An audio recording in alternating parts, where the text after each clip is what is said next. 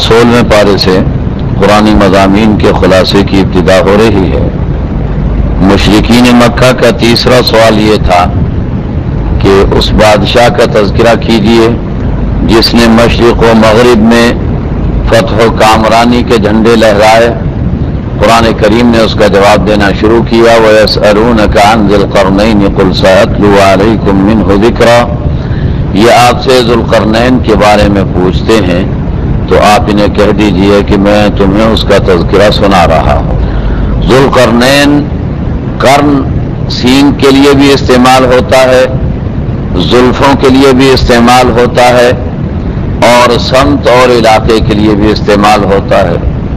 تو بعض لوگوں نے تو یہ کہا کہ مشرق و مغرب میں چونکہ ان کی حکمرانی تھی اس لیے ذوالقرنین کہلائے۔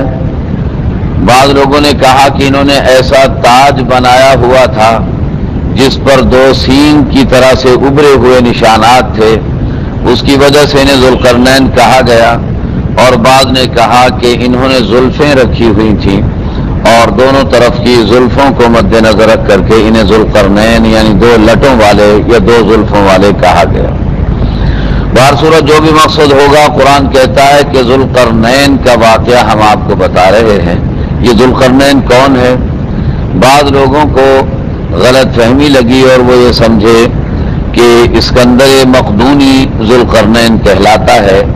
حالانکہ اسکندر مقدونی جو بادشاہ گزرا ہے یہ کافر اور مشرک انسان تھا، جبکہ ذوالقرنین جن کا تذکرہ قرآن کریم میں ہو رہا ہے یہ ایک ایمان والا انسان ہے اور اللہ کا فرما بردار انسان ہے۔ اس بنا پر اسکندر مقدونی کے علاوہ کوئی اور شخصیت ہیں اور نام ان کا بھی اسکندر ہی ہے اور ذوالقرنین ان کا لقب ہے۔ قرآن کریم یہ کہتا ہے کہ ان کے پاس بڑے وسائل ہم نے انہیں عطا فرما رکھے تھے، انہوں نے اپنے وسائل کو جمع کیا اور مغرب کی سمت میں اپنا سفر شروع کیا اور چلتے ہوئے فتوح و کامرانی حاصل کرتے ہوئے آخری کنارے پر جب پہنچے ہیں تو وہاں انہوں نے دیکھا کہ تغرب فی عین حمیہ ووجد عندہا قوما، وہاں دیکھا بالکل آخر میں سورج کو غروب ہوتے ہوئے کہ وہ ایک ایسی جھیل کے اندر یا ایسے پانی کے اندر سورج غروب ہو رہا ہے جس کی رنگت سیاہی مائل تھی۔ ووجد عندہا قوما، اور وہاں پر حضرت ذوالقرنین نے کچھ لوگوں کو دیکھا، ایک قوم کو وہاں پر آباد دیکھا۔ قلنا یا ذا القرنین اما ان تعذب و اما ان تتخذ فیہم حسنا، یہاں یہ لوگ شورش برپا کرنے والے لوگ تھے، فسادی قسم کے لوگ تھے۔ تو اللہ تعالیٰ فرماتے ہیں کہ اس وقت کے جو نبی تھے، بعض لوگوں کی رائے یہ ہے کہ حضرت خضر علیہ السلام ان کے وزیر اعظم تھے، اور بعض لوگوں کی رائے یہ ہے کہ کوئی اور شخصیت تھے۔ بہر صورت کوئی ایسی اللہ والی شخصیت، کوئی نبی تھے جن سے یہ رہنمائی حاصل کیا کرتے تھے، ان کے ذریعے سے اللہ نے ان کو پیغام دیا کہ ان لوگوں کو آپ چاہیں تو ان کے لیے کوئی سزا تجویز کر دیں اور چاہے تو انہیں معاف کر کے راہ راست پر آنے کا ان کے لیے راستہ پیدا کر دیں۔ تو ذوالقرنین نے فیصلہ کر دیا کہ ان میں جو نافرمان لوگ ہوں گے انہیں تو ہم سزا دیں گے، البتہ ان میں جو نیکوکار اور اپنے کردار کو درست کرنے والے افراد ہوں گے تو ان کے لیے ہم ان کی سزا موقوف کر دیں گے اور ان کے ساتھ حسن سلوک کا معاملہ کریں گے۔ پھر ذوالقرنین نے مشرق کی طرف کا رخ کر لیا اور مشرق کی طرف چلتے ہوئے بھی بالکل آخری کونے تک جا کر کے پہنچ گئے، اور پھر اس کے بعد وہاں کہتے ہیں کہ وہاں ایک ایسی قوم تھی کہ جو سورج میں اور اس قوم میں کوئی آڑ نہیں پائی جاتی تھی۔ مطلب یہ ہے کہ وہ لوگ مکانات بنا کر کے اور گھر بنا کر چھت والے مکانات میں رہنے کے عادی نہیں تھے، کھلے میدان کے اندر وہ لوگ آباد اور رہا کرتے تھے۔ پھر اس کے بعد حضرت ذوالقرنین جو ہیں یہ جنوب کے سفر پر روانہ ہوئے ہیں، اور اس کا تذکرہ اگرچہ قرآن کریم میں شمال اور جنوب کے حوالے سے تو کچھ نہیں کیا ہے، لیکن اتنا کہا ہے کہ حتی اذا بلغ بین السدین وجد من دونہما قوما لا یکادون یفقہون قولا، ذوالقرنین جب دو پہاڑوں کے درمیان میں پہنچے ہیں تو وہاں کچھ لوگ آباد تھے، ان لوگوں کی بات ذوالقرنین کی سمجھ سے بالاتر تھی، ان کی بولی کو نہیں جانتے تھے، ترجمان کی مدد سے بات کی ہوگی۔ ان لوگوں نے ذوالقرنین کے سامنے اپنا ایک دیرینہ مطالبہ رکھا کہ آپ یہاں آئے ہیں تو اب آپ ہمارے اس مسئلے کو بھی حل کر دیجئے۔ مسئلہ ہمارا یہ ہے کہ ان یاجوج و ماجوج مفسدون فی الارض فهل نجعل لك خرجا علی ان تجعل بیننا وبینہم سدا، دیکھیے یاجوج اور ماجوج ایک قوم ہے جو ہمیں ستاتے ہیں، ہم پر حملے کرتے ہیں اور ہمارے علاقے میں فساد برپا کرتے ہیں، آپ مہربانی کریں اور ہمارے اور ان کے درمیان کوئی حد فاصل کھینچ دیں، کوئی ایسی دیوار، کوئی ایسی فصیل بنا دیں کہ جس سے گزر کر وہ ہمیں آ کر کے نہ ستا سکیں اور ہمارے اور ان کے درمیان کوئی رکاوٹ کھڑی کر دی جائے۔ انہوں نے کہا کہ ہم آپ کو چندہ دینے کے لیے تیار ہیں، آپ جتنا مطالبہ کریں گے ہم چندہ جمع کر کے آپ کی خدمت میں پیش کر دیں گے۔ فَهَلْ نَجْعَلُ لَكَ خَرْجًا عَلَىٰ أَن تَجْعَلَ بَيْنَنَا وَبَيْنَهُمْ سَدًّا، تو ذوالقرنین کہنے لگے بات یہ ہے کہ مَا مَكَّنِّي فِيهِ رَبِّي خَيْرٌ، میرے رب نے مجھے اتنا عطا فرما رکھا ہے کہ مجھے تم سے پیسہ روپے لینے کی ضرورت نہیں، مجھے چندے کرنے کی ضرورت نہیں ہے، البتہ مجھے افرادی قوت کی ضرورت پیش آئے گی، لہذا اعینونی بقوت اجعل بینکم وبینہم ردما آتونی زبر الحدید، کہنے لگے کہ آپ لوگ مجھے افرادی قوت دیں تو میں اس کے نتیجے کے اندر آپ لوگوں میں اور ان یاجوج و ماجوج کے درمیان ایک حد فاصل کھینچ دوں گا۔ لوہے کی شیٹیں بڑی بڑی لائی جائیں، چنانچہ بڑی بڑی لوہے کی شیٹیں لائی گئیں، حتی اذا ساوا بین الصدفین قال انفخوا، اتنی اونچی بنا دی گئی کہ دو پہاڑوں کی جو بلندی تھی اس بلندی تک وہ شیٹیں پہنچ گئی۔ پھر اس کے بعد انہوں نے کہا کب انہیں گرمایا جائے اور آگ سے انہیں دہکایا جائے، چنانچہ آگ سے انہیں دہکایا گیا، اور پھر اس کے بعد اس لوہے کی شیٹوں کو آپس میں جوڑنے کے لیے پیتل کا استعمال کیا گیا، پگھلا ہوا تانبا، پگھلے ہوئے تانبے کا استعمال کیا گیا، اور پھر فرمانے لگے ذوالقرنین کہ اب یہ میں نے ایسا انتظام کر دیا ہے، اتنی بڑی فصیل کھینچ دی ہے کہ اب یاجوج و ماجوج وہاں سے پار ہو کر کے تمہیں نقصان نہیں پہنچا سکیں گے۔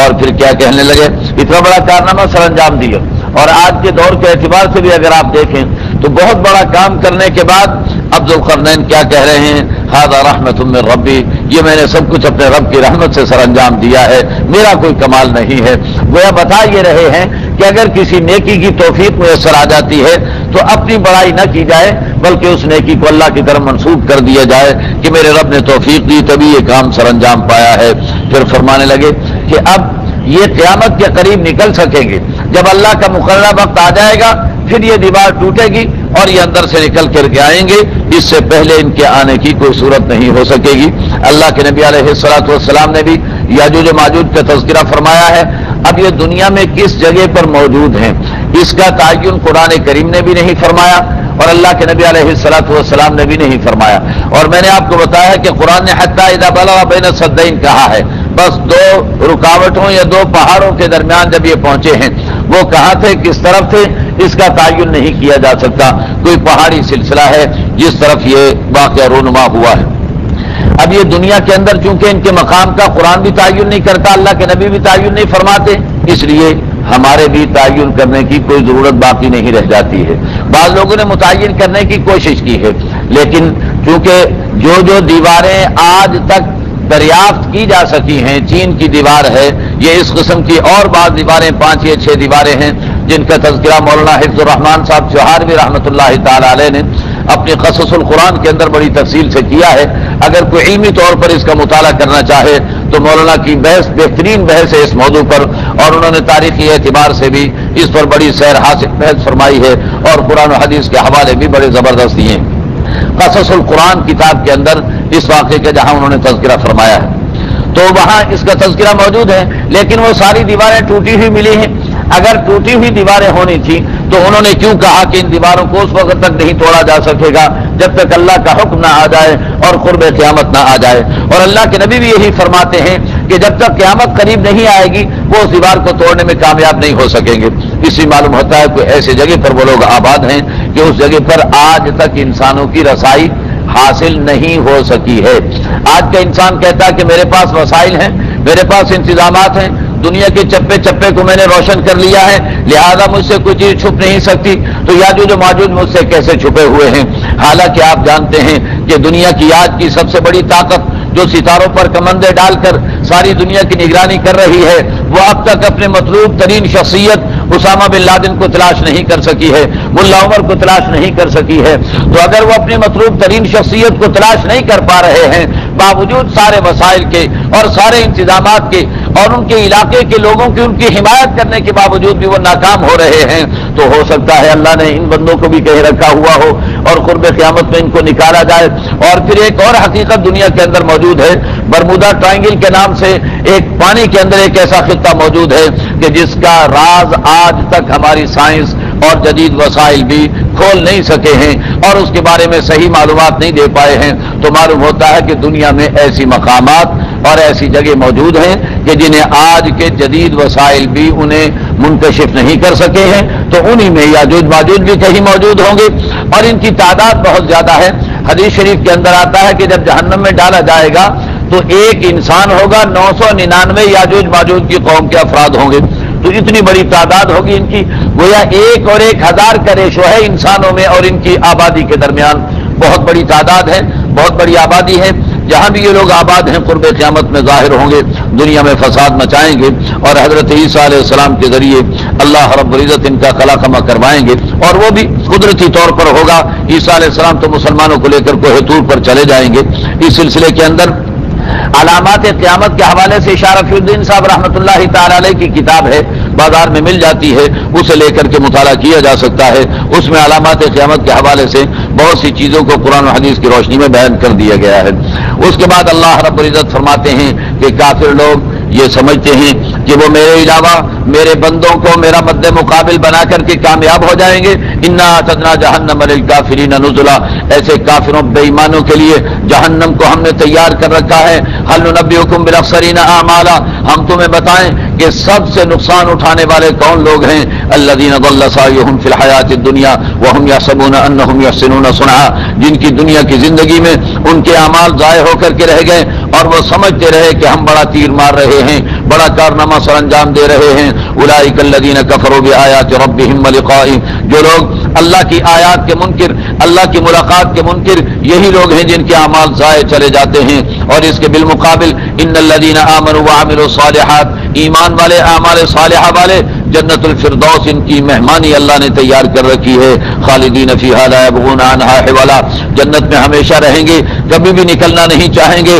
قل لو کان البحر مدادا لکلمات ربی، آپ فرما دیجئے کہ اگر سارے سمندر میرے رب کی تعریف لکھنے کے لیے سیاہی بن جائیں تو سمندروں کی سیاہی ختم ہو کر کے رہ جائے گی، لیکن اللہ کی تعریف ختم نہیں ہو سکے گی۔ اے میرے نبی، آپ کھلے الفاظ میں اعلان کر دیجئے انما انا بشر مثلکم، میں تمہارے جیسا انسان ہوں، فرق یہ ہے کہ یوحا الی انما الہکم الہ واحد، مجھ پر وحی آتی ہے اور اس میں یہ پیغام ہوتا ہے کہ اللہ ایک ہے، معبود ایک ہے، توحید کا پیغام مجھے دیا جاتا ہے۔ فمن کان یرجو لقاء ربہ، پھر رب کی ملاقات کی جو امید رکھتا ہے، یعنی قیامت کے دن کا عقیدہ رکھتا ہے، فلیعمل عملا صالحا، تو اسے چاہیے کہ اعمال صالحہ کر لے، ولا یشرک بعبادۃ ربہ احدا، اور اللہ کی عبادت میں کسی کو شریک نہ ٹھہرایا کرے۔ پھر سورہ مریم شروع ہو رہی ہے، یہ سورت بھی مکی سورت ہے اور اس سورت کی ابتدا حروف مقطعات سے کی جا رہی ہے۔ ابتدا کے اندر حروف مقطعات کے بارے میں چند باتیں میں عرض کر چکا ہوں۔ بار سورت قرآن کریم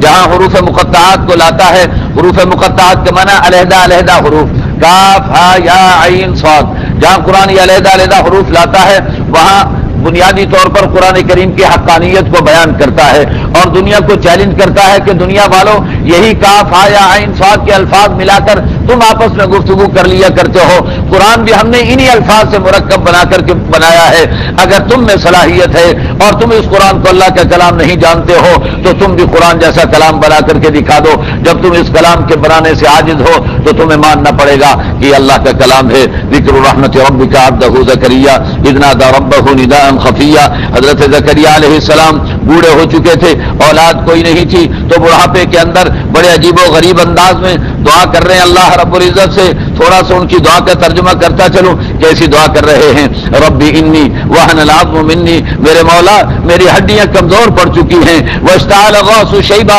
میرے بال سفید ہو چکے ہیں، ولم اکن بدعائک ربی شقیا، میرے مولا میں اپنے آپ کو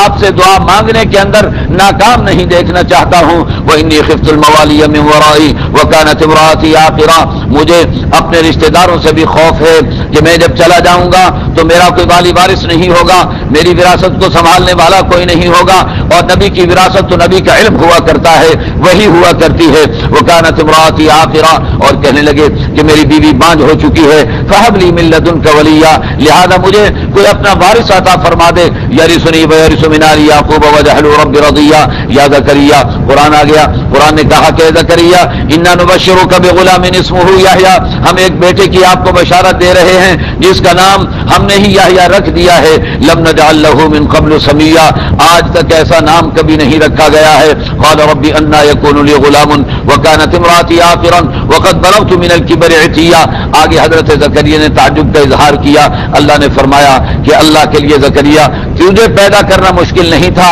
تو تیرے گھر میں اولاد کا پیدا کرنا اللہ کے لیے کون سا مشکل ہے۔ اس کے بعد اللہ رب العزت نے حضرت مریم علیہ السلام کا تذکرہ کیا، جبکہ ان کے ہاں حضرت عیسیٰ علیہ السلام کی ولادت ہونے کی تیاریاں ہو رہی تھی۔ حضرت مریم نہانے کے لیے غسل کرنے کے لیے گئی تو وہاں پر انہوں نے اپنے سامنے ایک انسان کو پایا اور دیکھ کر کے پریشان ہو گئی، کہنے لگی انی اعوذ بالرحمن منک ان کنت تقیا، اگر تو شریف انسان ہے تو میں اللہ کی پناہ مانگتی ہوں، تو میرے سامنے کیوں آیا ہے؟ اس نے جواب دیا انما انا رسول ربک لیہب لک غلاما زکیا، میں انسان نہیں، میں اللہ کا قاصد بن کے آیا ہوں، میں فرشتہ ہوں اور تمہیں غلام پاکیزہ بیٹے کی بشارت دینے کے لیے آیا ہوں۔ قالت انا یکون لی غلام ولم یمسسنی بشر ولم اک بغیا، حضرت مریم کہنے لگی میرے ہاں بچہ کیسے پیدا ہو سکتا ہے، میں شادی شدہ بھی نہیں، میں بے حیا اور فاحشہ بھی نہیں، تو میرے ہاں اولاد کیسے ہوگی؟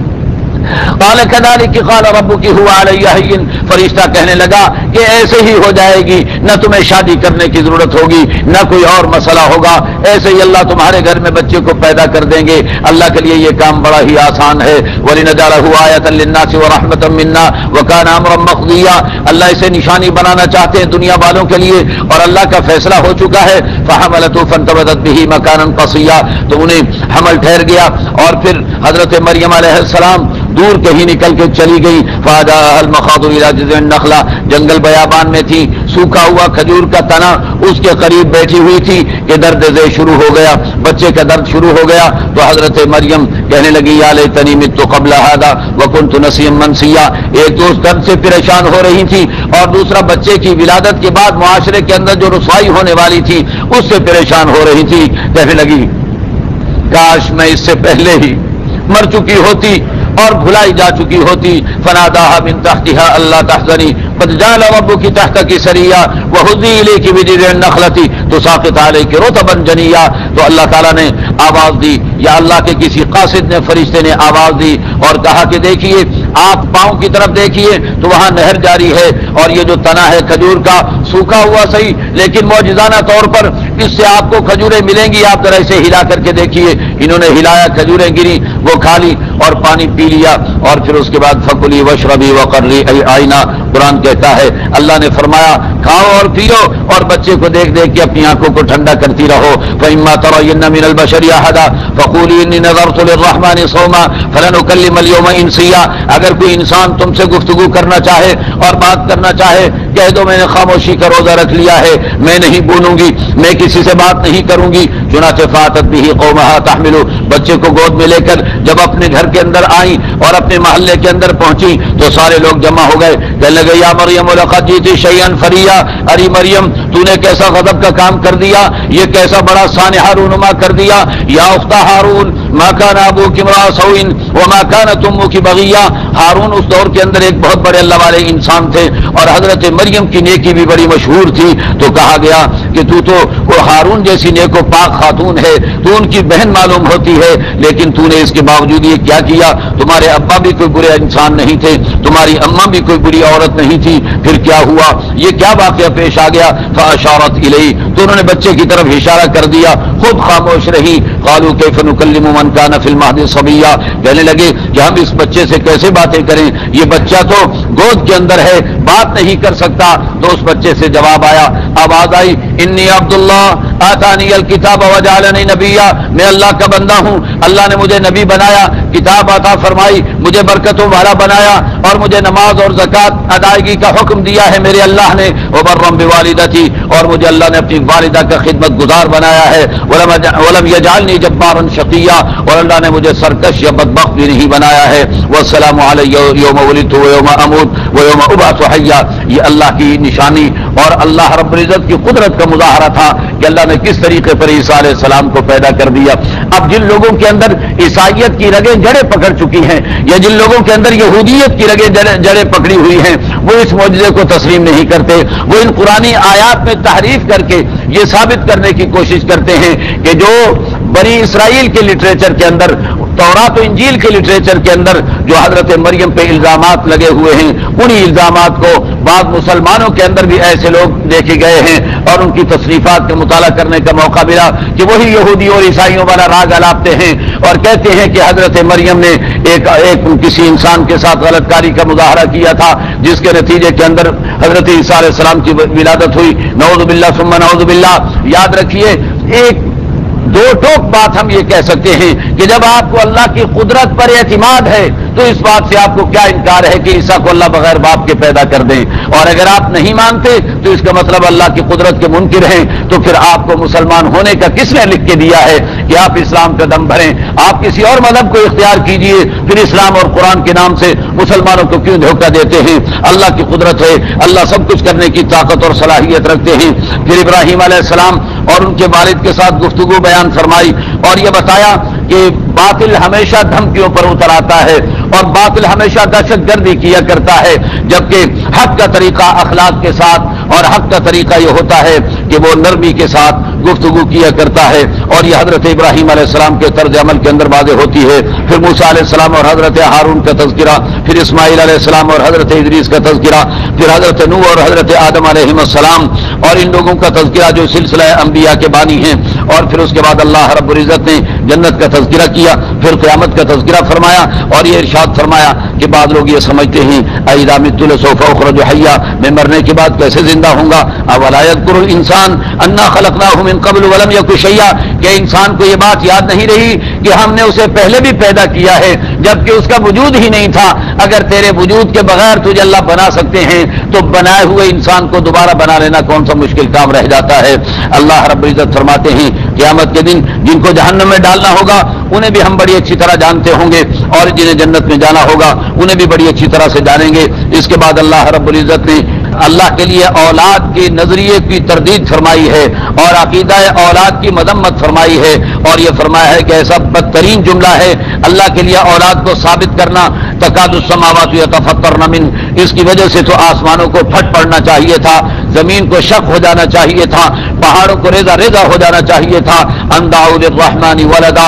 कि ये दावा करें कि रहमान की औलाद है। वमा यंबगी लिर्रहमानी अन यत्तखिज़ वलदा इन कुल्लु मन फिस समावाति वल अर्दि इल्ला अतिर्रहमानी अब्दा। याद रखो अल्लाह की कोई औलाद नहीं, कायनात में जो कुछ है अल्लाह के बंदे हैं, अल्लाह के ममलूक हैं और अल्लाह के सामने बंदे बन करके हाजिर होंगे। वकुल्लुहुम आतिही यौमल क़ियामति फरदा इन्नल्लज़ीना आमनू व अमिलुस सालिहात, ईमान और आमाल सालिहा वालों की मोहब्बतें अल्लाह दुनिया के अंदर फैला दिया करते हैं। और फिर देख लो दुनिया के अंदर जो अल्लाह के नाफरमान हैं अल्लाह उन्हें जब हलाक करते हैं तो उनकी आवाज भी नहीं निकल सकती है। इसके बाद सूरत ताहा मक्की सूरत है और इस सूरत के अंदर इब्तिदा में अल्लाह ने कुरान करीम की हक़ानियत को बयान फरमाया और ये बताया कि कुरान को इंसानी मुश्किलात में इजाफा करने के लिए नहीं उतारा गया बल्कि कुरान करीम को इंसान की रहनुमाई करने के लिए उतारा गया है। फिर अल्लाह ने अपनी वहदानियत को बयान फरमाया, फिर हजरत मूसा अलैहिस्सलाम का किस्सा शुरू कर दिया और बड़ी तफसील के साथ और बड़े खूबसूरत अंदाज में इस वाक़े को कुरान करीम ने बयान फरमाया है।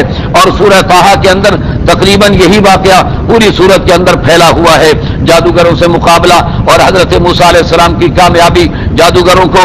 सूली पर चढ़ाना और फिर उसके बाद मूसा अलैहिस्सलाम का अपनी कौम को लेकर के निकल जाना और फिरौन का समुंदर के अंदर गर्क हो जाना, इन सारे वाक़यात को कुरान करीम ने जिक्र फरमाया है। फिर एक वाक़या ये पेश आया था कि हजरत मूसा अलैहिस्सलाम जब तौरात लेने के लिए कोहे तूर पर चले गए, अल्लाह ने 1 महीने के लिए बुलवाया था, फिर 10 दिन का इजाफा कर दिया। पूरा एक चिल्ला अल्लाह ने कोहे तूर पर हजरत मूसा अलैहिस्सलाम से रियाजत करवाई, रोजे रखवाए और इन्हें इबादत के अंदर मशगूल रखा और 40 दिन के बाद इन्हें तौरात अता फरमाई। जब लौट करके आए तो पीछे मंजर ही बदला हुआ था। इस 40 दिन के अरसे के अंदर एक दूसरा आदमी वहां हजरत मूसा का हमनाम था जिसे सामरी कहा जाता था, वो भी मूसा ही कहलाता था और उसका लक़ब सामरी था। उसने क्या किया کہ اس نے لوگوں کو گائے کی پرستش پر لگا دیا، گائے کی پوجا کرنے پر لگا دیا، اور وہ بھی کس طریقے پر کہ یہ بنی اسرائیل والے جب فرعون کے ہاں سے نکلے تھے تو ان لوگوں کے زیورات بھی لے کر کے آ گئے تھے، کسی طرح سے انہوں نے زیورات ہتھیا لیے تھے اور وہ اپنے ساتھ لے کر کے آ گئے تھے، ان سارے زیورات کو اس نے پگھلا کر کے بچڑا بنایا اور اس بچڑے کے منہ کے اندر کچھ مٹی ڈالی، اس سے پوچھا یہ مٹی کہاں سے لائے ہو؟ کہنے لگا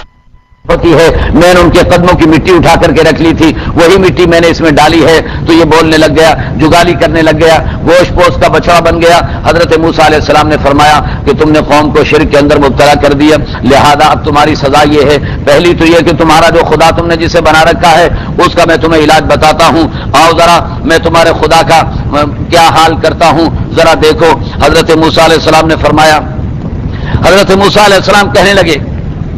وانظر الى الهك الذي ظلت عليه عاكفا لنحرقنه ثم لننسفنه في اليم نسفا انما الهكم الله الذي لا اله الا هو، تمہارے رب کو ہم جلائیں گے، جلانے کے بعد اس کی راکھ کو بکھیر دیں گے اور دنیا کو بتائیں گے کہ معبود ایک اللہ کی ذات ہے، اللہ کے علاوہ کوئی معبود نہیں بن سکتا ہے۔ اور پھر اس کے لیے بھی سزا تجویز کر دی، اس کے لیے بڑی عجیب سزا تجویز کی۔ حضرت موسیٰ علیہ السلام نے فرمایا تیری سزا یہ ہے کہ اگر تو کسی کو لگ گیا یا تجھ سے کوئی لگ گیا تو تجھے بخار ہو جایا کرے گا،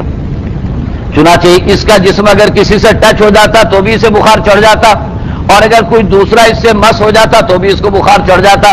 لہذا یہ کیا کرتا تھا؟ چلاتا، شور بچاتا، لا مساس لا مساس، مجھے کوئی مس نہ کرے، مجھے کوئی ہاتھ نہ لگائے۔ جب بازار میں نکلتا تو چلاتا ہوا نکلتا کہ مجھے کوئی ہاتھ نہ لگائے، اسی طرح چلاتا شور بچاتا ہوا بیچارہ مر گیا۔ بہر صورت شرک کیا تھا، جبریل کا تربیت یافتہ ہونے کے باوجود مشرک نکلا، اور موسیٰ فرعون کا تربیت یافتہ ہو کر بھی اللہ کا رسول نکلا اور اللہ کا پیغام پہنچانے والا نکلا۔ اللہ اپنی قدرت کو بیان کر رہے ہیں۔ ایک شاعر نے لکھا ہے فموسیٰ الذی رباہ جبریل کافر وموسیٰ الذی رباہ فرعون مرسل، جس موسیٰ کی تربیت جبریل نے کی وہ تو کافر بن گیا، اور جس موسیٰ کی تربیت فرعون نے کی تھی وہ اللہ کا رسول بن کر کے اس دنیا کے اندر ظاہر ہوا۔ بہر صورت اللہ رب العزت نے اس کے بعد قیامت کا تذکرہ فرمایا، اور پھر اللہ نے حضرت آدم علیہ السلام کا تذکرہ کیا، اور پھر اللہ رب العزت نے دعوت اللہ کا کام کرنے والوں کے لیے کچھ ذرعی اصول بیان فرمائے، اور اللہ نے یہ فرمایا کہ دیکھیے لوگوں کی ہلاکت اور کافروں بے ایمانوں کی ہلاکت کی مجھ سے بد دعائیں نہ کیا کرو، اس لیے کہ میں ان کو ایک وقت مقررہ پر ہلاک کروں گا، ان کا وقت متعین ہے، تمہارا کام یہ ہے کہ فاصبر علی ما یقولون، ان کی باتوں پر صبر کرو، اور پھر صبح و شام اللہ کی عبادت کے اندر مصروف رہا کرو، اور پھر ان لوگوں کو جو ہم نے وسائل دے رکھے ہیں، عیش و عشرت کے انتظامات دے رکھے ہیں، تو للچائی ہوئی نظروں سے ان کی طرف نہ دیکھا کرو، اللہ کے رزق پر اکتفا کرو جو اللہ نے تمہیں عطا فرما رکھا ہے، قرات شاعری کا مظاہرہ کرو، اور خود بھی نماز کی پابندی کرو، اپنے گھر والوں سے بھی نماز کی پابندی کراؤ، اور یہ یاد رکھو کہ اگر ہم کسی کو ہلاک کرنے لگتے تو وہ کہتے ہیں کہ صاحب ہمارے اوپر کوئی آپ نے رسول کیوں نہیں بھیجا اور ہمیں کوئی نشانی کیوں نہیں دکھائی؟ اللہ فرماتے ہیں کہ پہلی قوموں کو ہم نے نشانیاں بھی دکھائیں، رسول بھی بھیجے، انہوں نے انکار کیا تھا، تو اس کی کیا ضمانت ہے کہ یہ لوگ رسول کو دیکھ کر کے ایمان لے آئیں گے اور نشانی کو دیکھ کر ایمان لے آئیں گے؟ قل کل متربص فتربصوا، آپ فرما دیجئے تم بھی انتظار کرو، ہم بھی انتظار کرتے ہیں، تمہارے اعمال والا معاملہ تمہارے ساتھ ہوگا اور ہمارے اعمال کا معاملہ ہمارے ساتھ ہوگا۔ فستعلمون من اصحاب الصراط السوی ومن اهتدى، تمہیں معلوم ہو جائے گا کہ راہ راست پر چلنے والا کون ہے اور ہدایت یافتہ کون ہے۔ اللہ ہم سب کو راہ راست پر چلنے کی توفیق مرحمت فرمائیں۔ وآخر دعوانا ان الحمد للہ رب العالمین۔